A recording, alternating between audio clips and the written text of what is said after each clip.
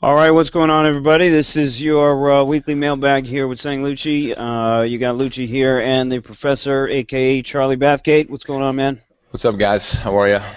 So Obama's on the wire right now, talking about ISIS. He's talking about Iraq. He's talking about Ukraine and Russia.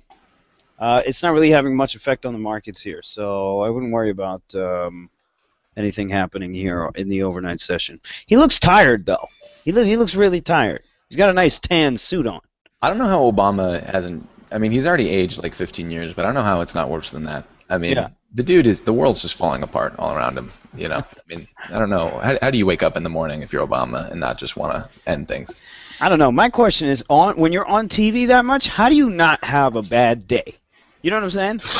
Like, Yeah. I'll come on TV and, like, everybody can instantly tell if I made money or lost money. You know what I mean? And this guy's got to do Oh this my shit God. every day, and he's got to speak like he knows what he's talking about. Because if he fucks up, that's it. You know, How's they'll crucify this man. how's that for a thought experiment? Lucci, Lucci is president. That would be Exactly. amazing. That would be Exactly. amazing. Iraq gets bombed, and you would just come on and just rip reporters, just like yell at people, It's and just just an throw emotional ride, and things would happen purely on the basis of increased emotion. That's all it was. It'd be like, oh, holy shit, he emphasized the word hell, and let's fucking bomb some shit. Let's do this. That's awesome.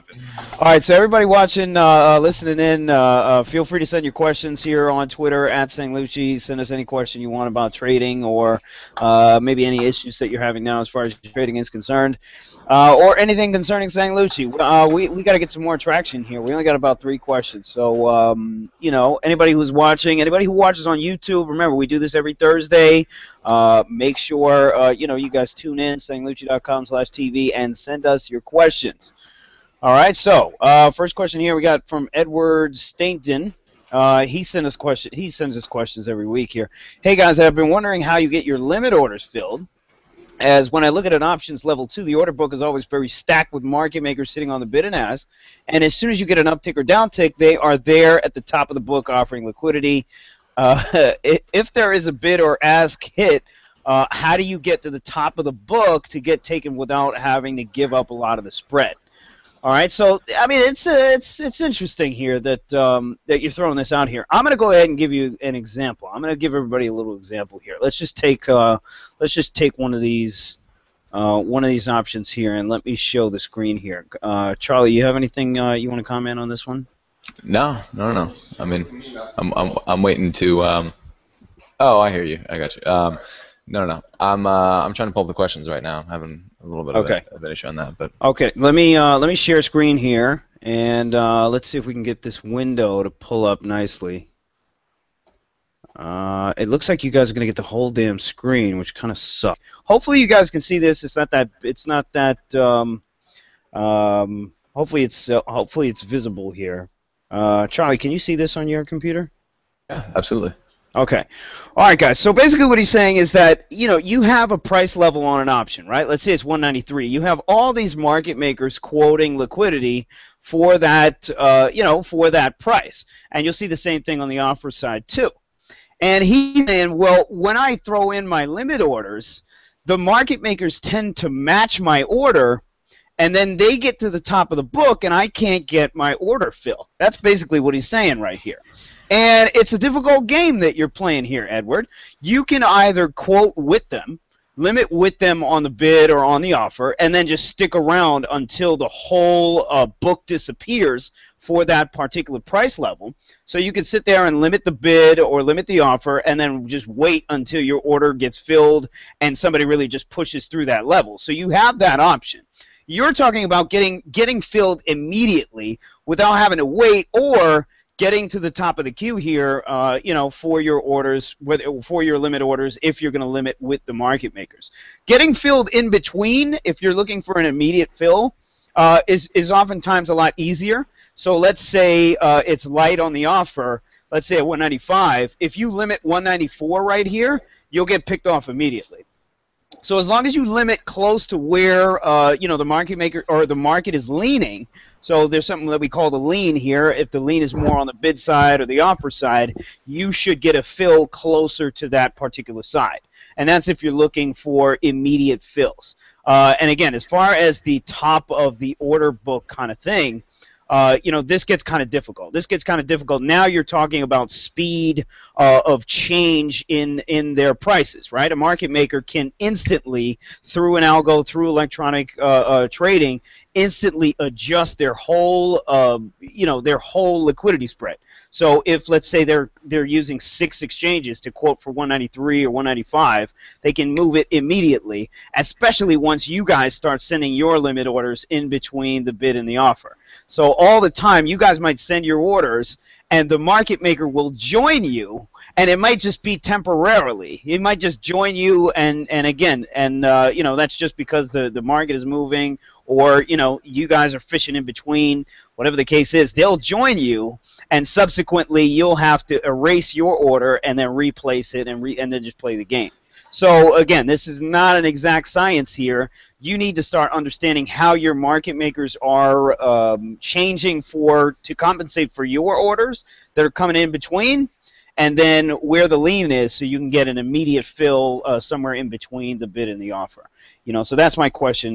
That's my answer as far as that one. So Edward, you got to play around a little bit. So you got to start understanding how these guys move their spreads and adjust their liquidity. Remember, they can do everything a lot faster than you. As far as getting to the first on an order book, that ain't gonna happen. That's not gonna happen unless you got some cool tools and things like that. I would also experiment if you guys have access to direct market access platforms and a little bit more capability as far as directing your routes. I would also play around with all your different options routes. So if you're gonna send an order, don't just send it on the auto route. Don't just send it there. All right, send it to a specific exchange and see if you can see where your fills are. In reference to one another. So play that game. All right. We got another question here from Faisal. Do you calculate in your head a risk-to-reward ratio before entering a trade? And if so, what is the process of doing that? Yes and no. For me, since I use the tape here as a form of analysis and as a form of deciding whether I want to be in a trade or not, it's really vague. My risk-to-reward ratios are very vague. Generally speaking, though, I don't want to lose more than 30% on my option. If I'm down more than 30% on my option, then that means I was wrong on my entry. I got to get the hell out and I got to readjust, or maybe I got to add in a little bit to cut down my cost or whatever. And then as far as reward, I'm looking for 100%, 200% on the option. And sometimes even more than that. So that's like general rule of thumb for me. A lot of other people tend to do this 1 to 2 thing or 4 to 1 thing or whatever it is, depending on if you're trading equities or options. So everybody does it a little bit differently, and then depending on how you trade, some of the risks that you like to take, if you're a little bit more risky than the next guy. I'm a very risky guy, so again, but typically speaking, on an option, I don't want to lose more than 30%. If I'm down more than 30%, chances are I'm wrong on the entry or wrong on the idea completely. You just bury it and go to the next one. Now we got a question here from Rando. I'm a new trader just trying to make some money in options, but every time I enter a position, it quickly goes against me, and I sell only to see it reverse and go the way I initially played it. What am I doing wrong? This is like a typical... Oh, man.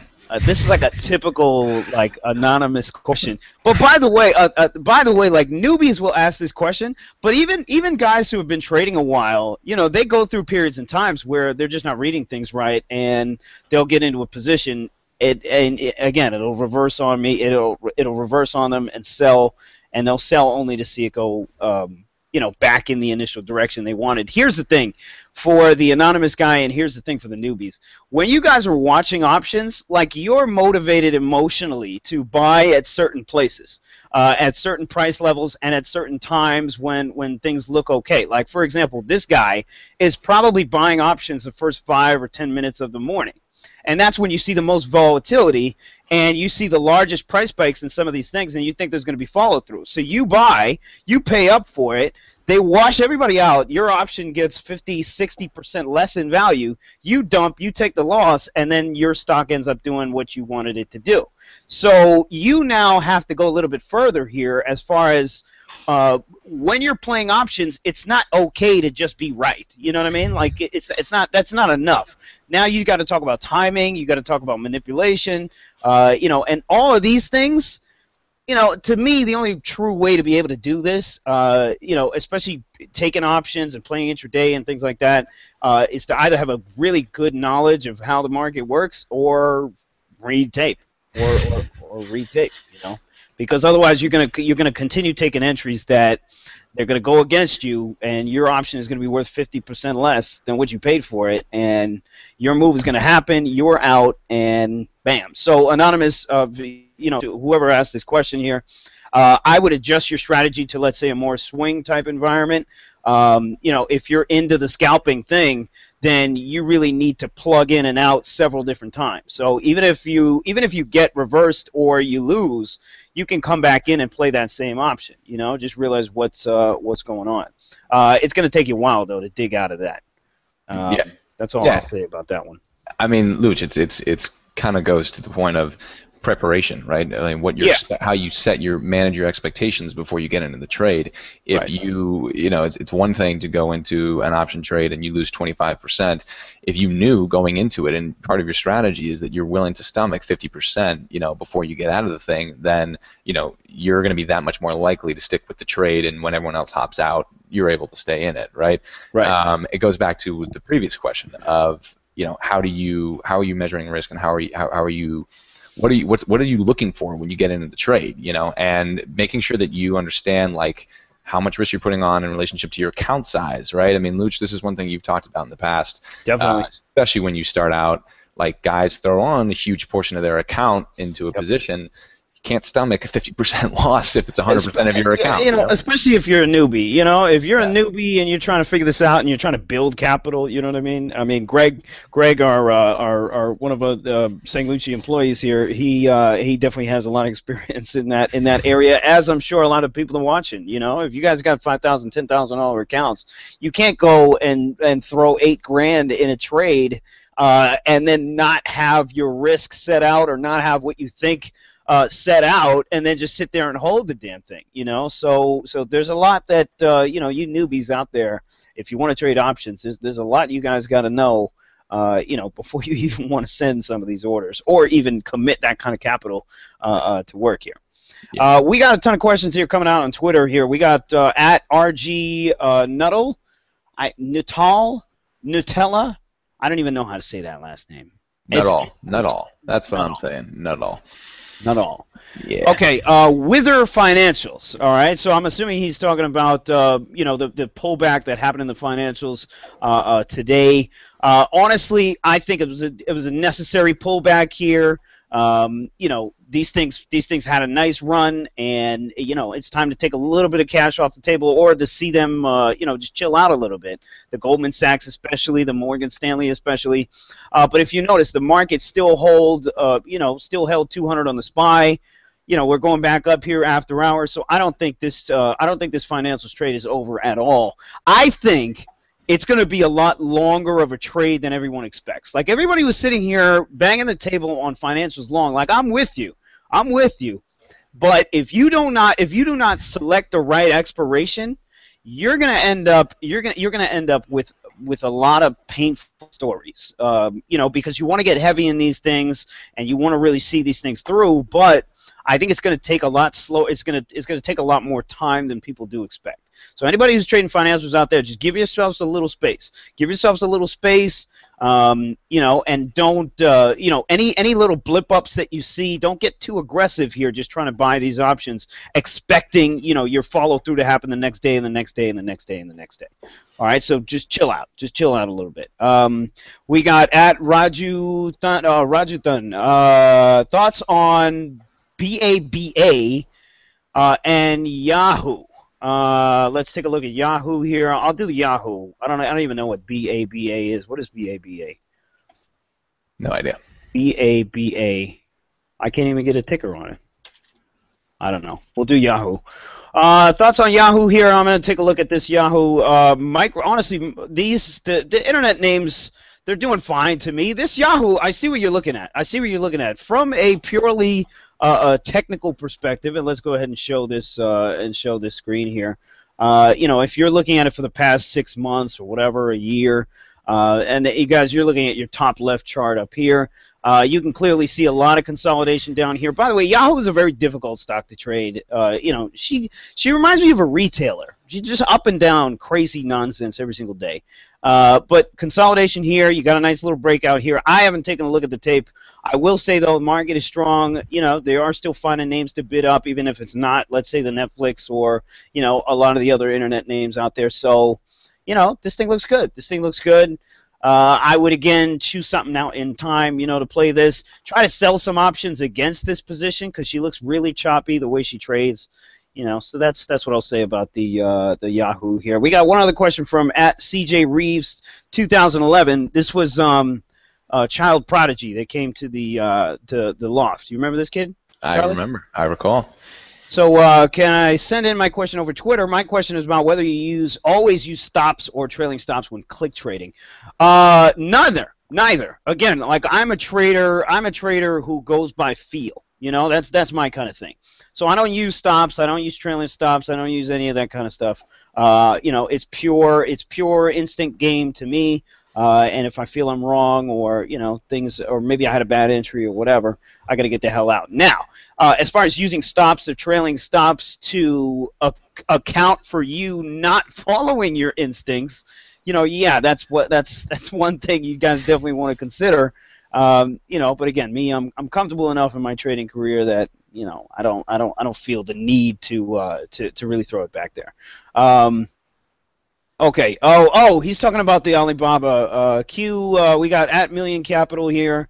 Q, a member of the Sang Lucci chat room. Baba is going to be the IPO for Alibaba.